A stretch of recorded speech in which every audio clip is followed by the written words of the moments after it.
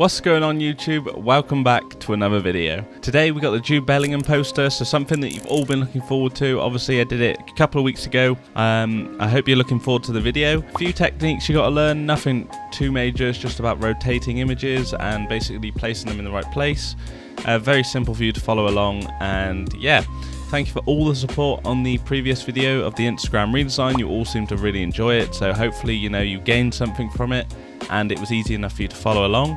I tried to make it as easy as possible. Now, if you leave in the comments below today another poster or something that you want me to make, I will add that to the Instagram redesign selection. Obviously there's a few that I can make at the moment, but if you want something specific made, then let me know in the comments. You can message me on Instagram, obviously follow me over there, and then that's where everything is happening. So without further ado, thank you for all the support over the last previous videos, and let's get straight into it.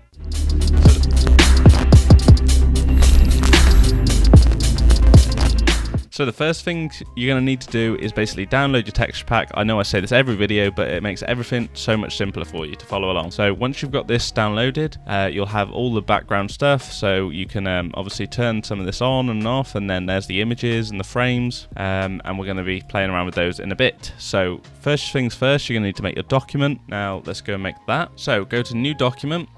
And first you're going to need to go to 2160 by 2700, portrait style, 300 resolution if you're going to print it, but if not you can put it at 72, that's fine. It doesn't really matter, but yeah, that's all you need to do for this, and then just click create. And now we've got our background. So we're going to go and grab some elements from the texture pack that I told you to download. So if you go over to that now, we're going to go and grab this thing called BG, so that's background. So it has a paper texture on it and it has a yellow color. So the yellow color, if you don't want to drag it across, if you want to do it all yourself, is F9 F1 D3.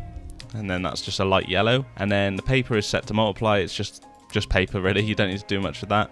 So we'll just drag and drop this in, position it in the middle, and now that it's positioned in the middle, we're going to just leave it there, and we're going to make it a layer in between these two. So if we create a new layer like this and put it in between the paper and the yellow, we're going to go get a brush, which is going to be free paint splatter brushes. So there should be a link in the description below, so you need to download those brushes, and then you'll be able to make the same texture that I'm about to make. And then we're going to just sort of do something like this. Obviously this is going to need to be a lot smaller, and you're going to make sure your opacity is at 100%, otherwise it will just look stupid. There's one that's quite good for this, probably this one.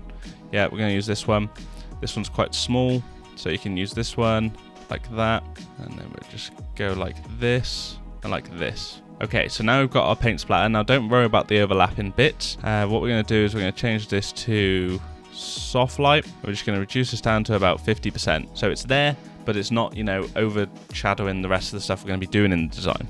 So that's done. So what we're going to do now is we're going to start adding the images in. So with the images, I have left the frame in place, and I've left the image in the rotation that it's meant to be. So I've rotated them to the side. The frame should show the rotation, so it's minus 15.87. So I rotated them to that, and then I'm basically going to place them on the design. So I'm not going to do any rotating at the moment. I'm just going to drag it across, but obviously you can see what I've done. So basically with this, I had this one around here, probably about there was good. Now this is obviously quite a big image. It takes up most of the screen, so you want to just be careful about how you're using it. So I've got a motion blur here on it, so we're going to do that later. I'm going to leave that on there for now, just as a black masked out. So we can leave that for now. And then we're going to grab another image. So we're going to get the medium image now. So this one goes across. So it's a similar process again. They're all similar rotations. Don't really need to worry about that. I'm just going to put this probably about there. That's good. And then I am going to turn off the motion blur again. So I'm just going to command backspace that to get rid of the motion blur, and we'll add that later. That'll be something new technique for you guys. So we've got that, and then we're going to add our small image as well. So once we've added that, which is here, we can just go across, drop this in, like so. Okay, so now our images are in. Now I'm just going to move them up a little bit so they're not right on the bottom of the design. So somewhere about there is good. And what I'm going to do now is I'm going to just move this smaller one down, and I'm going to start layer masking out that bit of pitch that's on the outside of the frame. So add a layer mask to that. Let's go get a hard brush. Zoom in. So as you can see, I've already edited the images, so you don't really need to worry about that. I didn't want to keep, this video too long, so this was the best way to do it. So just layer mask that bit out, so that's fine. And now as you can see, it's all in position. So they all have a little bit of motion blur added to them. So we'll do this at the end. So so that obviously I can talk you through it a little bit, because it's quite a good actually technique to use, and it does help with designs. So next thing we're going to do is we're going to add some stadiums in the bottom right here. So I've got a folder for that as well. With the stadium, as you can see here, there is 2 sets of each one. So with one stadium, it is just a normal black shadow, because I've added basically a color overlay to it. Basically, if I turn that one off, it's just a black blurred out shadow. Just to give it, you know, a little bit of depth on the page as well. So we're going to do that. We're going to drag these 2 across, drag this one into the bottom right, like so. There we go, that's good. Somewhere like that, that's fine. And then we're just going to move this to the top of the page, like that. So as you can see, this is still blurred out. So I've added a Gaussian blur to it. It's about 7.2, so you can just about work out what it is. And obviously, you know, if you know who Dortmund are, you know their stadium, and it makes sense. So 7.2 is good enough. So with the other one, I think I might have added a little bit of a harsher one on. So I'm just going to check that now. If I drag and drop it across. What you want to make sure is you don't want any of the black edges showing, because it just doesn't look right. So if I click this one now, I've added a 6.2 to this one, so a little bit less, because maybe it's bigger, you don't need as much on it. So basically I've left that at 6.2. It covers up a little bit the frame and the images. That's nice, because it just gives you that, you know, that layer effect. So that's good. So as you can see, we've got that so far. Next we're going to do we're going to add the German city. So this German city is, I don't know where it is, I think it's Munich. I just found it on Unsplash. I just typed in, you know, German city, pretty much that's literally all I type. Cut the city skyline out, and what I'm going to do now is I'm going to add a blur to this as well. So we're going to go Gaussian blur. We're going to add about a 7.2 again, because that's pretty perfect, to be honest. We don't need to worry about that. And then we're just going to group these together. So we're going to go stadium and city. That's fine. We got those together. So now what we need to do is obviously add some text. So you obviously, you know, in the previous design, you know, you saw it earlier, there was a lot of text in it. So we need to make sure that we replicate that. Let's get our text tool, and you're going to want to go tungsten font. So hopefully there should be a link down below for this for you guys if you haven't got it already. But if you have, you know, carry on. And then we're just going to type in Bellingham. So that's going to be his name. Spread this out a little bit. So about that long. And then we're going to put this on a -19 rotation. So if you go get your transform open, you want to put -15. That's fine. See, -15, then it's the same rotation as the images. Obviously, it might be a little bit off. I'm not expecting it to be perfect, to be honest. So if I just extend the size of that a little bit, rotate it a little bit more, and then move it down to about here. That's good. So now we're going to move this below the big image. There we go. That's good. I like that. And then we're going to do some more little text now. So if I duplicate this, and then I just double click, type Jude, because obviously that's his first name. There we go. Command T, just shrink this in size. This one's going to need to be a lot smaller. It'll be about here, and it needs to be in capitals, otherwise it just will make no sense. So if I zoom in now, duplicate this, shift it along, make sure it's in line with the other one, obviously. And then what you're going to need to do for this is reduce the fill. So reduce the fill to 0, double click on this, and then add a stroke outline.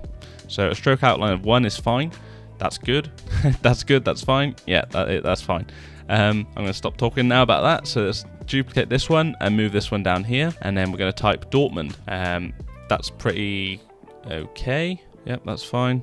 Let's move it closer to the Bellingham text. Move this one along.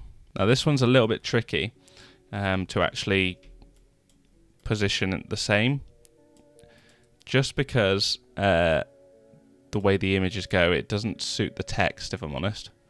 So if we go somewhere like that, that's fine. But for now, what I am going to do is I'm going to just add the stroke to it quickly, reduce the fill obviously, just see how it looks, because I don't want it to look weird when we actually zoom out. So if I go Command 0, that's what it'll look like on like a phone or something. To be fair, that looks fine for now. I'm happy with that. You don't need to really do much more with that. That's fine. So we'll leave that like that. So we need to just add one more bit of text. So we're going to Command D on Dortmund. And now we're going to type in midfield. And now on the original one that I uploaded to Instagram, I spelt midfield wrong. So let's try actually spell it right this time. Yes, there we go. That's fine. So we got midfield there. We're going to have it pretty much hidden underneath the stadium. Duplicate that. Command T. Drag this one across. There we go. Okay. Now we can increase the fill. Get rid of the stroke.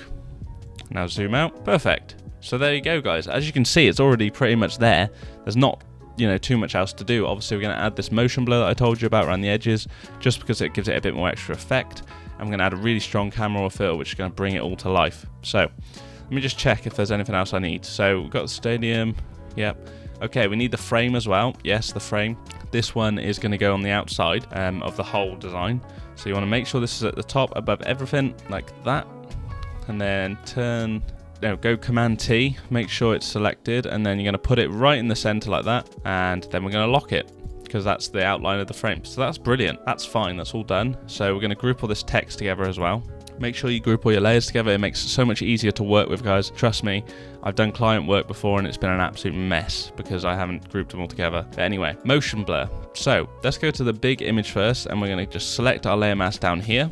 Get a really soft brush, probably about 30% opacity, that's fine. And what we're going to do is we're going to go down the outside with a white brush selected, and we're just going to, sort of fade away the edges of him. As you can see, I'm doing this as I'm going to zoom out in a minute. You'll be able to see that it actually gives him a bit of motion, and if you've got a bad cut out on the hair or whatever, it sort of gets rid of that that bad cut. So if I turn this on and off, as you can see, adds that bit of movement. So this is perfect for certain designs. Obviously not every design, but you can obviously tell with this image he's obviously running or celebrating a goal or whatever. So he's going to be moving, and adding a bit of motion blur is good. So that just shows a bit more movement, and it makes sense because you've added blur on the stadium and the city, so it just makes the images link in with that a bit more. So we're going to do that with the next two as well. Now the medium image, it's not as, they're not moving as much, so you can do a little bit less here. So again, it works well for the haircut, if you've got little bits trailing, but you don't need to do too much for this because it's not too important. We go around the edge again. You can obviously do his top here as well if you want to show that his hand's moving. That's completely up to you. So something like that. So as you can see, the main bit you're going to see it on, guys, is his hair. If I'm honest, you can do a little bit more on his neck as well, and his cheeks here. But his hair is going to be the main bit that you can see it's actually moving. So if I do an on and off, there you go. Just makes a complete difference. And again, with the small image. Now this image is smaller, so you won't see it as much. But it is nice to add an extra one along the smaller one, just so it makes all the images look like they are together. Instead of having two with motion blur and one without, it just wouldn't look right, would it? So I'm only going to do a little one on his head there. So obviously, I know in this one he is moving a little bit more, so it's a bit biased. So I guess you could do it on his legs and stuff. I think there's already a little bit coming from the camera. So something like a bit like that would be good, probably. Perfect. Okay, guys. So what I've done there is I've added motion blur. I've made the images interconnect with the stadium and the city. Added a frame around the outside to enclose it all in there to make it look like one big picture, obviously. And the text looks great. So there's one more thing we need to do. I'm going to actually go to this texture layer of paint, just increase it to about 80% just so you can see it a little bit more. And I am going to add a camera or filter now. So obviously we've got it all grouped together. We've got our background, just going to group that up, BG, so that's fine. All that's done.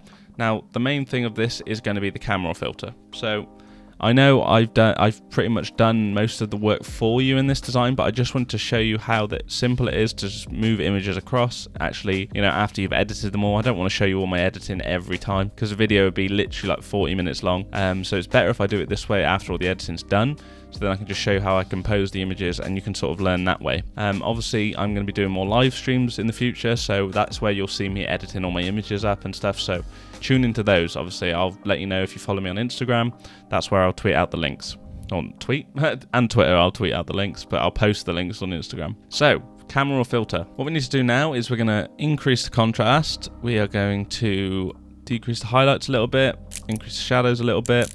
Texture, you want to bring this up to about 13, clarity about 10, dehaze, you can bring that up as well. Saturation, you definitely want to boost this one, and vibrance. So that already makes the design look brilliant. The saturation on this stadium, I just love it. It looks so nice with the blur. Can add a boost of curves, detail as well. Bring this up to about 16, I'd say. Noise reduction, about 14. There we go. That's really nice. Color mixer, you can play around with these a little bit, make it a little bit more orange if you want. That's sort of fine. Color grading, we don't need to worry about this because there's no actual lighting in the design. There's no lighting effects or anything playing up, so you don't really need to worry about that. The main thing you are going to need to add is a grain, so a 15 grain, and then a vignette as well where the actual frame is overlaying the images. That's good. If we do a before and after, you can definitely see that something's happened. Saturation, I'm going to increase the reds a little bit and the greens. Oh, actually, one thing that I did do on my previous design was go into color mixer, and as you can see, the grass is quite green, like lighty green here. So what I did was I actually changed the color of the grass. I can't remember which slider it was. I think it was this one. Yeah, I changed it to like something like that. See, if you do it something like that, that stands out way more than something just like on the left. If you see the before and after, it just makes it look so much nicer. And it actually basically makes the design look just a lot crisper. So I'm going to do that at about 35. I think that's good. The motion blur is working great. I don't think we need to add anything else from here. We can obviously increase the blacks and whites if you want a little bit, but that's not too important. Saturation again, just boost it up. I'm going to put it to about 14, I think, actually. Yeah, that's great. It makes the ball stand out as well. So yeah, guys, I think that's about it really for this. If I click OK, there we go. That's the effect we've added. Obviously, if you want to add extra stuff to this, you know, you can, feel free. This was just me basically showing you how I composited this design. I know a lot of people like the style of it, so I just want to show you it's really simple. You know, I'll make another one in the future and probably post it, and you'll see that again.